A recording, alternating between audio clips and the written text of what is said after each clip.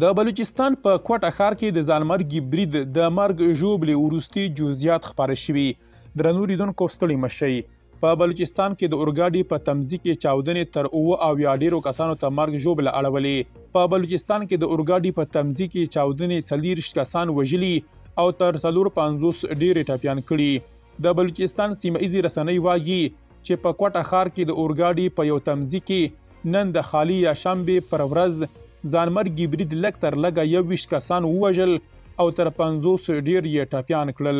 ایکسپریس نیوز وایي چاودنه هغه مهال وشوه کله چې لسګونه وګړي پېښور ته د تګ لپاره راټول شوي وو. په یاده مرګ ژوبله کې ښځې او ماشومان هم ګډ دي. هیڅ ډلې تر اوسه د دې برید مسؤلیت نه دی منلی. په بلوچستان کې په دې وروستیو کې وسلوال بریدونه، بمي چاودنې او د ناامنۍ پیښې په داسې مهال ډېرې شوي دي چې تازه پاکستان په بلوچستان کې له ایران سره یو ځای د جیش العدل ډلې پر ضد د ګډ اپریشن د ترسرولو یادونه رد کړه.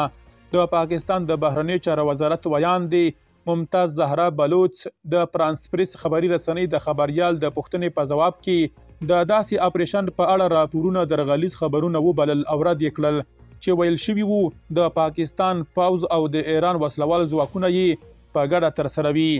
د پاکستان جیو نیوز ټلویزیون خبر ورکړی چې مولانا فضل الرحمن د چکر او ذهني آرامتیا په موخه په 10 ورځني یون لندن ته تللی دی.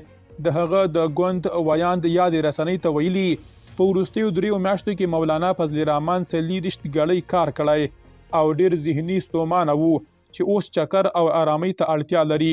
مولانا فضل الرحمن نه غوښتل چې لندن ته لاړ شي، خو د ګوند د ملګرو او دوستانو له ډیر ټینګار وروسته اړ شو چې د چکر او آرامۍ لپاره لندن وټاکي. دا چې له سیاسي اړخه هغه په دې حساس وخت کې د خپلو استخباراتو لخوا لندن ته د کوم ماموریت لپاره استول شوی لا جزئیات نه دي رسنیز شوي. درنو لیدونکو له مالتیا مو مننه.